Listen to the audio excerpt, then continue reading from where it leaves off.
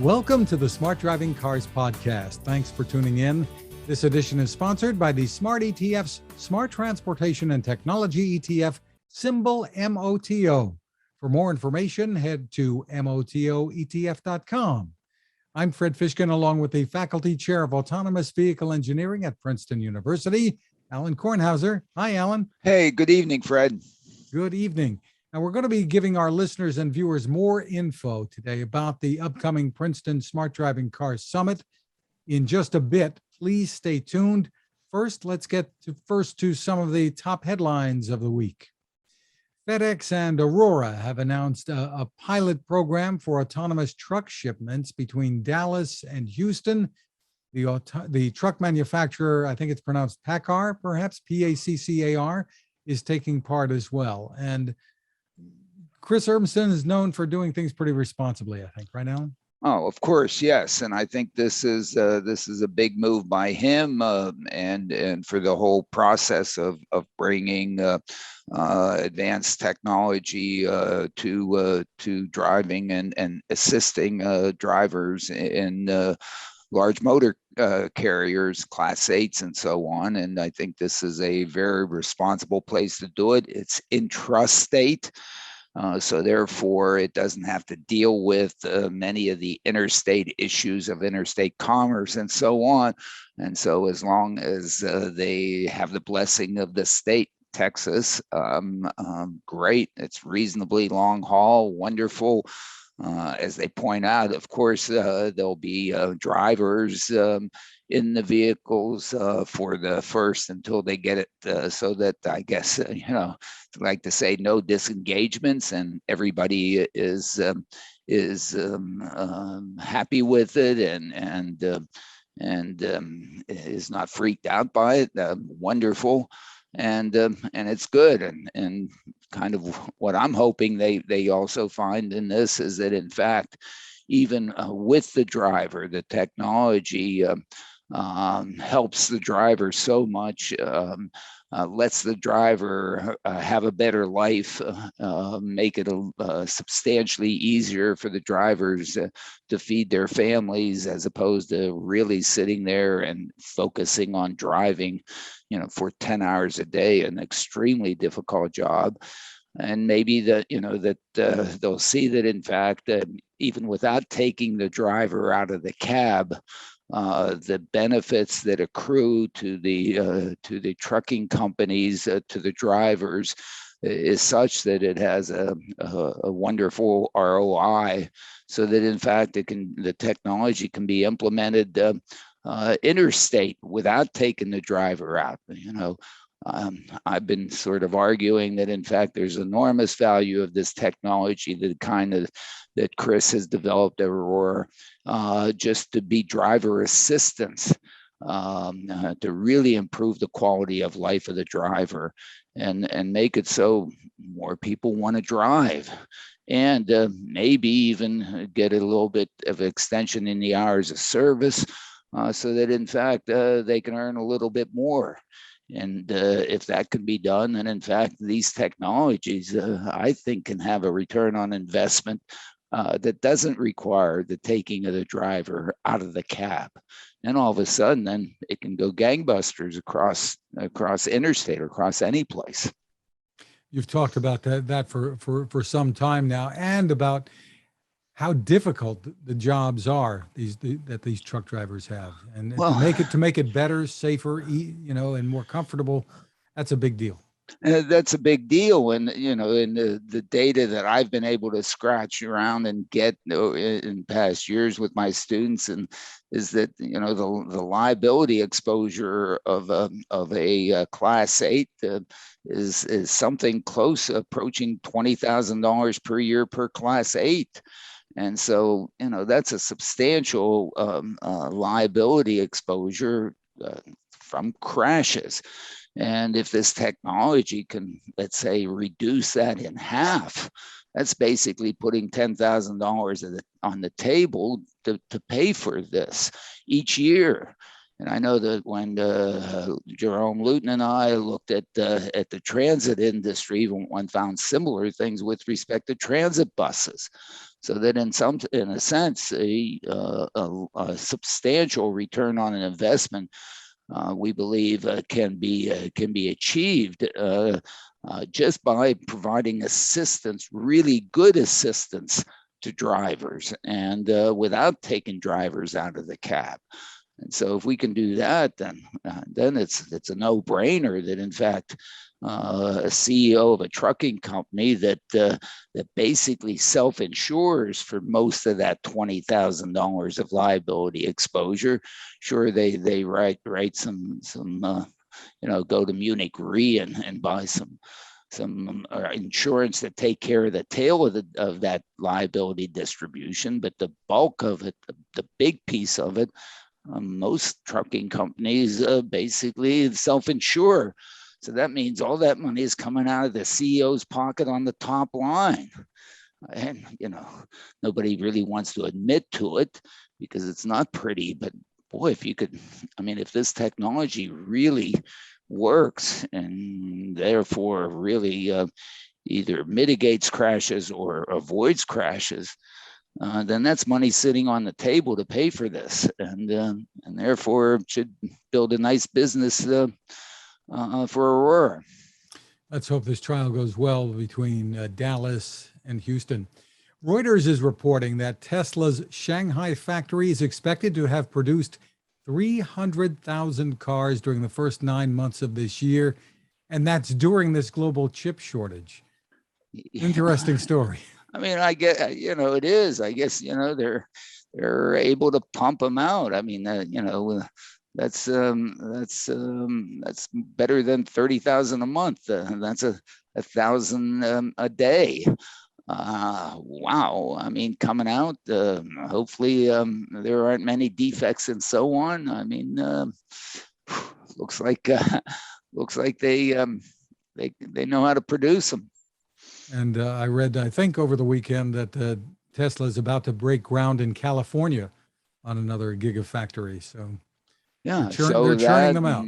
And maybe in Germany, and they're doing something in Texas, and they're scaling.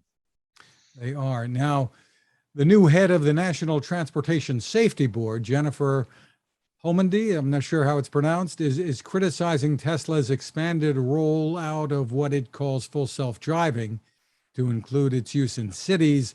She's saying the basic safety issues have to be addressed first, and of course they've got an ongoing investigation. Right, and of course, I guess it's all about the implications of overpromising with the naming of the system as full self-driving, and of course a consumer not realizing that it's at best partial self-driving.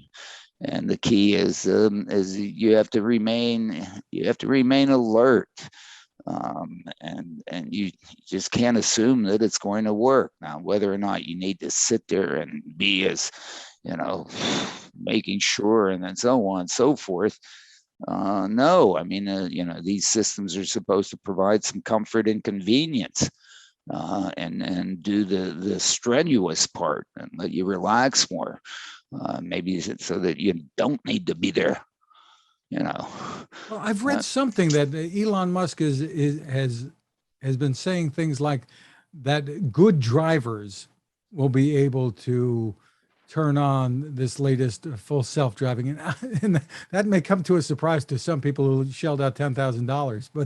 But it's interesting that he's saying that, because that's what we've been pushing all along, is that they should be paying attention to the driver's behavior here. Right. And good drivers, aren't we all good drivers? I'm a good driver. You ask me, hey, I'm a great driver. You ask 80% of the people are going to say they're better than average drivers. Of course. But they know, with the computers in these vehicles, that's right. That's right. He knows. He can set the standard. He can turn it off. He can say, before it's turned on again, bring a note from your mother. Go sit in the corner and put on a dunce cap. He can do that. And in fact, instead of charging up front for the darn thing, if he charges on a per use or as you use, then if you abuse, you don't get to use. Doesn't get to charge you. But at least it's, at least it's a fair deal. And it would be nice if he did that, because he knows. And if you misbehave, then what else? You have to. There's a penalty for misbehaving, I guess. You get the toy taken away. And so therefore, GM has been doing that with Cruise in a sense too. It's Super Cruise. Well, they've been doing that with their system, because they sit there and do eye tracking. But in fact, he has more than eye tracking data. He has behavioral data as to how the person's driving, where they're turning it on, what they're doing, and whatever, and so on and so forth in situations. Whether or not they're, grabbing control of the darn thing when they're warned to or not, or all, he knows. I mean, that system is there continuously grabbing data. Now, whether or not it saves it all, or it says, hey, you're a good driver, forget about it. We're going to, we're just going to loop it when you're a bad driver and save that piece. Or how they're doing it. There are various ways that one could do this, but and guess what? He can over the air update the darn thing. But it seems as if the message is improving, but he has the ability. He has it, and he knows in all these crashes. He knows whether or not Tesla's liable, whether or not autopilot was on, or full self-driving, and whether or not it worked properly or improperly. Right. Well, there was that case in the Florida Tesla crash that killed 2 people. That's under investigation. Elon Musk sent out a tweet saying data logs indicate autopilot was not enabled. The vehicle did not have full self-driving. It didn't have full self-driving, and autopilot wasn't engaged. He's going to show up in a court. He's going to show the data, and court's got to throw it out. He has the data. I mean, that's what's so beautiful about what he's done. All right. And hopefully in the times when it is sort of they're liable because it didn't work well, fix it. That's beautiful that you have the data, so you should be able to fix it. Then over the air update the whole darn thing, and everybody moves forward. I think that's what he's doing implicitly. That's what Tesla is doing implicitly, explicitly. They're maybe telling all of us that they're doing that. But again, it's the same with Good Driver. His insurance rates whether or not the driver's a good driver. Okay, so he knows. Well, there are other insurance companies that try to sell customers on the idea of plugging something into the OBD. Sure. Yeah, right. And so they're they're looking to change behavior. Okay, but they also know when the person's misbehaving. But he knows even better because he has cameras in there, and he's monitoring, steering wheel and everything else. They have it all. I don't know. Yeah. It seems to me, of course. I mean, well, right. For him to say right away with an investigation here, hey, we know this wasn't on and they didn't have this. So yeah, obviously the data is there. So. Yep. Our friend Stephen Schlotover from UC Berkeley has a piece in Scientific American headlined "Self-Driving Cars Begin to Emerge from a Cloud of Hype."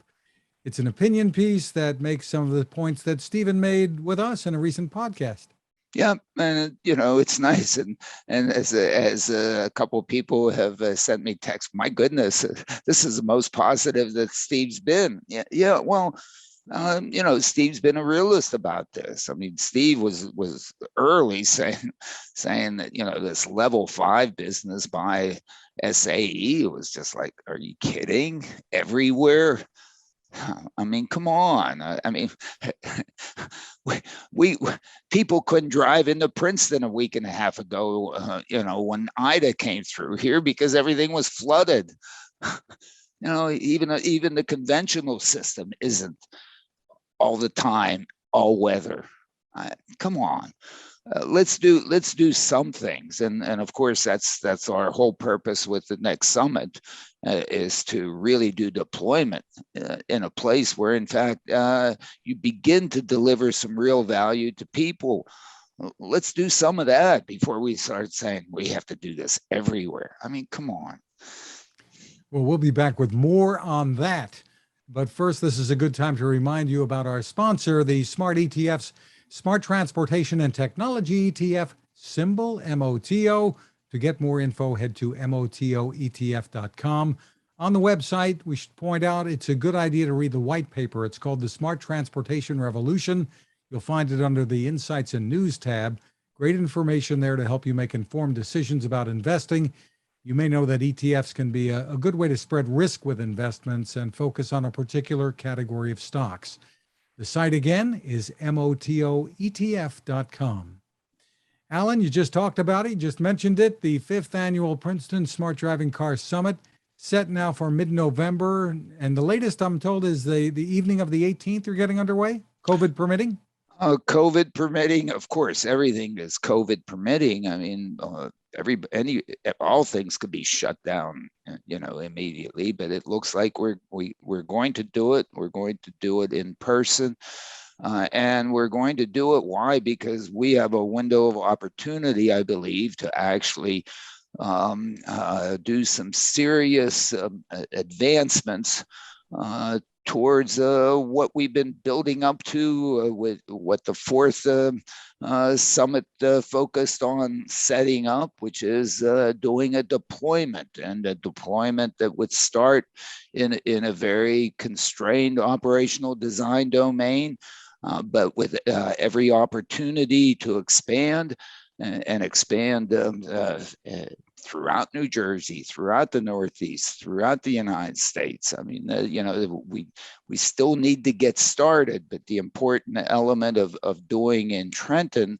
is because there, I think we at least start at the beginning with delivering mobility and quality of life improvement, which is mobility equates to quality of life. Those that have it, mobility, tend to have pretty good quality of life. Those that don't tend to not. And so, to provide really what all this technology is really supposed to do, it's not supposed to be able to say, hey, look, Mom, no hands. It's really supposed to deliver value, deliver mobility, and to start someplace where that mobility is being offered to not somebody who has more mobility than they know what to do with, but in places where, my goodness, the mobility that they have available to them is not all that good. And so, unfortunately, Trenton, 70% of the households have one or fewer cars. And my goodness, that is a lot of folks that could really benefit if, in fact, it was much easier, much cheaper, much better for them to be able to have mobility, the kind of mobility you and I enjoy, Fred. I want to go someplace. I hop in my car and I go. I mean, anytime, almost anywhere. Well, we're not going to try to go anywhere. We're going to try to at least do that within the confines of Trenton. It's not very big. It's 8 square miles. And in fact, what's kind of nice about it is it doesn't have big, broad avenues that people go, 40, speed limit's 45 and people do 60 and 70. 25 miles an hour is just fine. Thank you. And to do it from neighborhoods and throughout at least that area, and to get it working there, working meaning no disengagements, okay, so that you might have the opportunity to pull the attendant and the driver So, that's the first thing, is get it so that it works within that operational design domain. And since the fleet would be controlled by an entity, it's not going to misbehave and go sneak out, outside the operational design domain. It's going to stay there. So because it is a reputable entity that is providing and providing the mobility, then there's not this, oh my goodness, stuff that Elon has to worry about. And to do that, and two, to basically get not only the customers, those that ride and use this system, to be acclimated to the system, to understand it, to not be afraid of it, to not be terrorized, to not be anxious about it, and say, hey, I'm just getting in and going. We've used the elevator analogy forever here. So we're not going up and down. We're going to go. But we want to have the same sociology associated with it. And that takes an acclimation period. That takes a time for people to get comfortable. I think anytime, the first time you get in an elevator, well, you're small and your parents are holding your hand, so I guess no problem. But if for some reason you miss that step and somebody, brought you out of somewhere and introduced you to an elevator, you might go, I've gone into some of the people movers at airports, and they're automated, and I've gone in and thing moves and doors close, and I go, where's the driver? There's no driver here. Like, people are going 911, they're calling cell phone. We got a crazy here. Yeah. Why? Because everybody's acclimated to it. Right. No problem. Well, guess what? I think, except for at the third summit, where Local Motors brought an Ollie to Princeton, that may be the only one of these vehicles that's ever come within the confines of New Jersey. Maybe somebody else brought a vehicle. Of course, we ran Prospect 11, Prospect 12, and so on streets, and NVIDIA was running cars around, around Holmdel and so on, but nobody in New Jersey's experienced these things. Well, And this so, would be a real first in providing mobility for all, using this transportation, this new form of transportation. We're not saying it has to be autonomous. There's going to be a safety person in at first. absolutely. But it's a first providing this kind of service to people who truly need it. It's not, we can't knock what Waymo's done in Chandler, Arizona. They've made their case that this can work. But now let's put it somewhere where it's truly needed, and that's what you've been pushing for. That's where there's been progress. We can't name names yet, I don't think, but there are some substantially big companies interested. Yeah, that we have big players. We have at least several of the big players interested. Okay, why? Because in fact, yes, they also see. It's not just testing to see whether or not the technology works. It's also doing the deployment to get the sociology to work, and that sociology to work not where folks have, so many mobility options. This is one of a bunch, and my goodness, whether or not, for it to really be better than what they have, this thing better be really good. And what are they gonna? They're gonna, I don't know, sometimes use it, sometimes whatever. But in Trenton, there is lots of folks who, in fact, this is a big improvement in the mobility operation. And the issue is now, can we get the sociology right so that they're then comfortable in using it and willing to use it, and not only willing to use it, cherish it, protect it, think it of as theirs. And for appreciate it. For those outside of the area who may wonder that, why should I care about Trenton? This is an example that could be replicated all over. Absolutely. So Scranton, Pennsylvania, the president's hometown. Okay. The auto ownership statistics for Scranton aren't all that much better than Trenton. So if it works in Trenton, you can take it to Scranton. And why, Scranton? Well, since Pittsburgh started it, Uber and Lyft, when they started, and their concept was, and in Pittsburgh, in where I grew up in Crafton and so on. Well, we didn't have a car. That was centuries ago. Okay, but hey, still people don't have cars. And what about mobility for them? What about when they want to go visit a friend? What about if they have to go get a quart of milk now? What if they want to go to synagogue? What if they want to go and when to this is mosque? successful, it does grow to more a wider demographic reach as we move along. It has all about trying to look. If you look at the equity of mobility that we have provided in cities, it's not pretty. Okay. Some folks have a car right outside of their garage, right outside of their kitchen.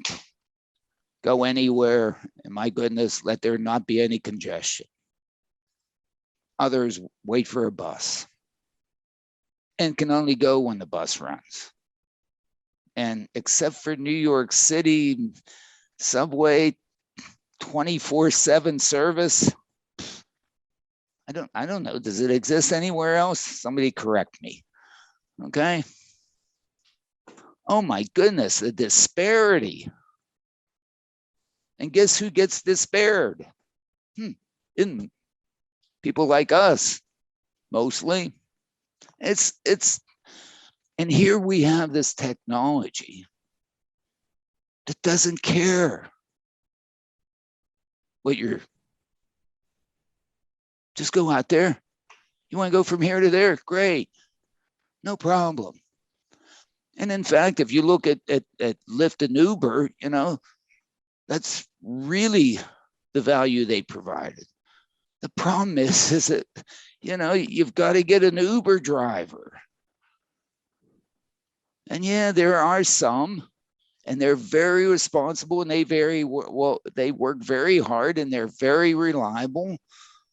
But the whole issue, if you look at those that have been left behind because they don't have a personal car, and of course, let's not even talk about the 10 to 16, 17-year-olds, and many of the 85 and above. So this is an opportunity, and it's almost unbelievable that this industry, called the driverless mobility industry, has been focused on what? Moving packages and moving rich people. Yeah, package is great, okay? Rich people, more mobility. When they can pay for it out of their expense account, whatever they want, whatever. Really? So in a sense, to me, this is an opportunity, and we get it to work there. It can work for everybody. And we can set it up easily to operate indiscriminately. So this is about equity and mobility, and bringing those that have been left behind. Now, in New York City and Manhattan, man, the subway, yeah, great. It's wonderful. In Chicago, yeah, the L, wonderful. If you happen to live and want to go along one of the various rail lines and so on, BART, Metro, wonderful. You want to go anywhere else?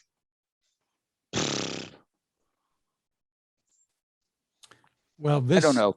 This will hopefully change what the picture looks like. Again, the summit is scheduled to begin the evening of the 18th in Princeton and continue on the 19th and the 20th. So that's a Thursday night, Friday, and Saturday. For more info, the best place to go is going to be smartdrivingcar.com. Right. And Friday and Friday and Saturday, we're going to hold it in Trenton. And we're going to invite all the Trentonians and residents of Trenton to come. And this isn't for a bunch of techno jerks or whatever, or investor whatever, or Wall Street whatever, or so on. This is for the people, the customers, to come and get their first glimpse, one, and two, to say, what's mobility would you like to have? Because if you look at this technology, we can design your operational design domain to easily serve them and to take them to where they want to go, and to have the things sitting around and available to when they want to go. Why not? Why not at least do one of these? Sure, you can do your Chandlers. Sure, you can do your San Franciscos. Sure, you can do your Mountain Views. Sure, you can do your LAs. Are you going to do Watts? They are going to do Las Vegas. It's another Las Vegas too. Right. I mean, sure, whatever. Right. I mean, we tried to do the other headlines we tried to do PRT in Las Vegas in 1975, and what rude awakening did we get there? Oh my goodness. The last thing a casino operator wants is good mobility. Because once the casino operator has you in there, they don't want you going anywhere else until they have it all. No clocks, right? No clocks, no getting out. Whoa. Well, Motional is expanding its footprint in Las Vegas. Yeah, they are. For commercial robotaxi deployment in 2023. So people will be able to get around. Right. And it's good. But again, I mean, the demographic, it's fine to do it for that demographic, and great, wonderful. But in a sense, boy, also that demographic is not easy to serve. Boy, are they demanding. And I mean, you better be good. You highlight in the latest newsletter a study done for the Greater Pittsburgh Chamber of Commerce that talks about the economic benefit to regions that are able to build out and welcome autonomous mobile systems. And the numbers look terrific. I mean, as far as the economic benefits. Of course, and of course, I want the legislators and the governor's office and everyone here in New Jersey to read that, because to say, look, we welcome this, we create it, we have it happen in Trenton. It then expands throughout Mercer County, even comes to Princeton, even comes to the bubble. Oh my goodness. And then gets replicated Newark, Camden, New Brunswick, Perth Amboy, your hometown. Why not? Sure. But what it does as these companies come in and start to building these systems out, there are going to be more jobs here too. Absolutely. Even if you don't have drivers in the vehicles. Oh, but look, who are you? Hey, one, you provide mobility to people who haven't had it. So it's in fact new mobility. The trains are still going to run on the Northeast Corridor. Okay. We're still going to have train operators on that. Whether or not we run all the New Jersey Transit buses or not, maybe not, or we'll run more buses in places where the buses are appropriate, as opposed to putting buses as sort of,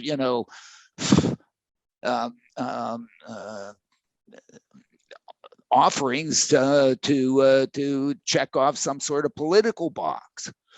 We do, because this is going to be an expanding business. It's going to have all kinds of jobs created. This is new mobility.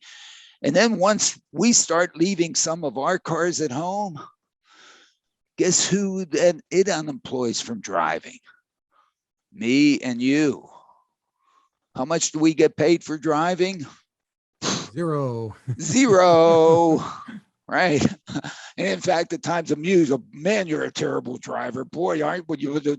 I mean, In fact, we often pay for the privilege, right? So, and in fact, we pay for the privilege. Absolutely. Oh, but it's enjoyment. I mean, really, I just drove up I-95, just before this. It was not enjoyable. Okay. a car and driver report that you include in the newsletter is headlined Tesla drivers using autopilot or watch the road less. You include a different version, I think, of this story. It's an MIT study, which I suppose it's a logical report here. Yeah, no, I reported on the actual study, and yeah, of course, well, not of course, but it's nice that they've quantified it. Okay, in some sense. So that's kind of good. So what you have is sort of on the input side, you have the technology, whether it's on or off. On the output side, you have how much people, whether or not they still pay close attention and with respect to gazes.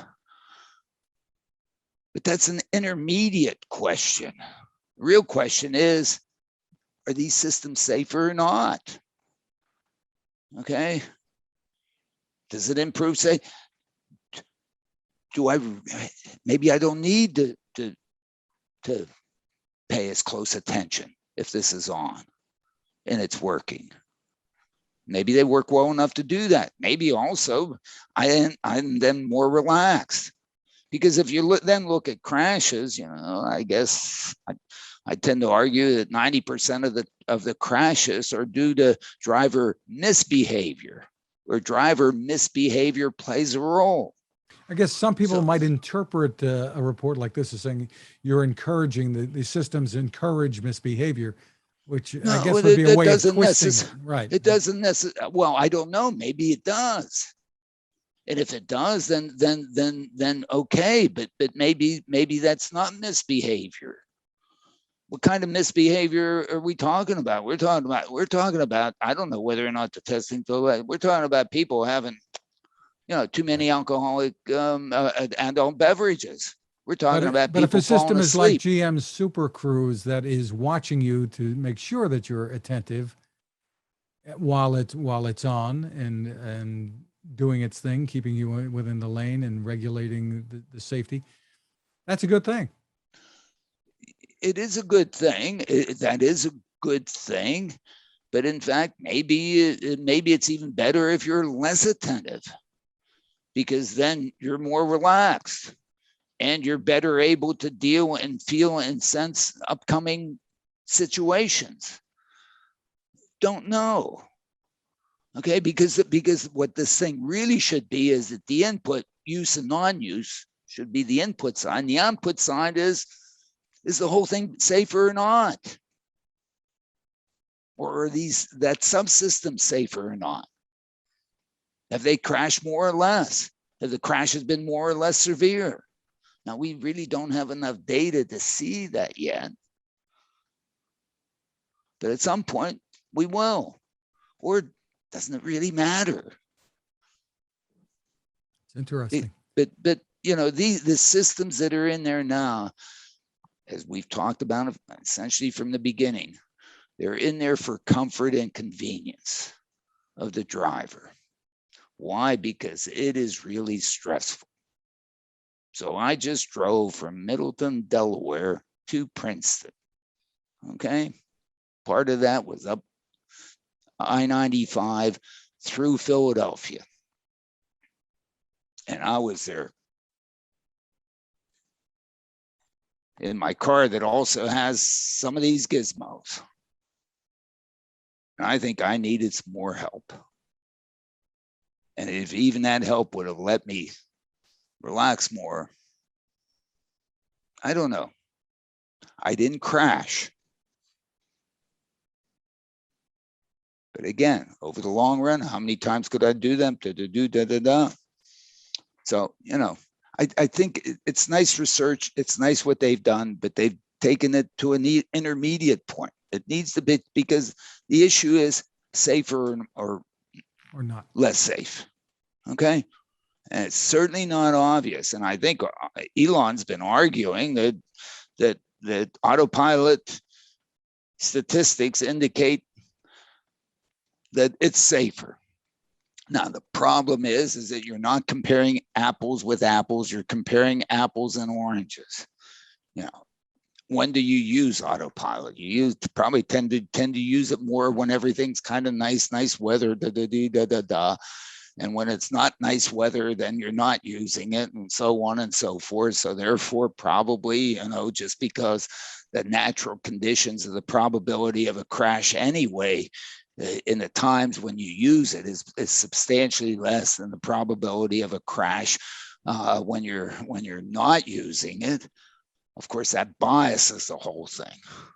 So what is required is for really to take subsets of the Tesla data that really compare apples and apples, stretches of road under the same weather conditions, taken in all sorts of different places.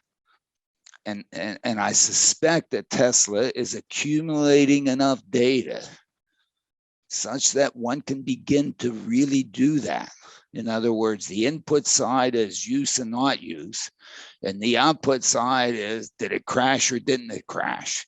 And the intensity of the crash, with everything else being held constant, similar, to avoid this sort of internal bias, because the data set, one's an apple and the other one's an orange. We can't tell anything, I think. Well, if he would like somebody who's independent to look at the data, I think I've offered to do that, and if he doesn't like all my credentials and data science, all my colleagues in Orphe at Princeton, I mean, we'll put a team together, and you'll get, I think we can do it. Okay.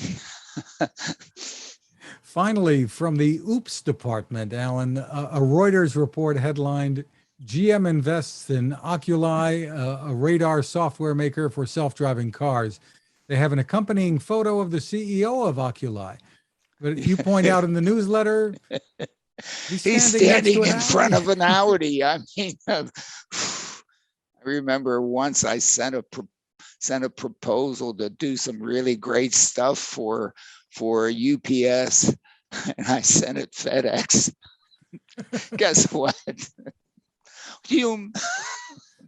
I'm persona non grata at UPS. Oh well, whatever. Life's too short. I did okay anyway. We all, yes, you did. And we all do make mistakes. If that's the worst mistake they make, they're okay. Well, hey, yeah, no, absolutely. I mean, we want to remind our audience again about the 5th annual Princeton Smart Driving Car Summit, November 18th, and you want to go to smartdrivingcar.com for more info. Yeah. Thank you to our sponsor, the Smart ETF's Smart Transportation and Technology ETF. The ticker symbol for the ETF is MOTO, and more info is available at motoetf.com. You can find us, once again, at smartdrivingcar.com, on Anchor FM, Spotify, TuneIn, Apple, Google, Spreaker, SoundCloud, wherever you get podcasts. Your smart speaker can play us too. You can find my tech reports at textination.com. I'm Fred Fishkin along with Alan Kornhauser. Thank you for listening or watching, and please stay safe. And stay safe. And again, one more plug on the summit. It is in less than 2 months. It's a go, and we look to really have excellent discussions, as well as exhibitions and demonstrations. And it's going to be open to the public. It's free to everybody. Some sessions are going to require registration because of limit in the number of seats that we have available. But the others, the demonstrations, we hope to have them broadly available for anyone to come. The objective is for us to also learn from the people as to what mobility they would like. Again, we are at the very beginning of this. We can still develop it and target it correctly, especially to deal with the equity aspect of mobility.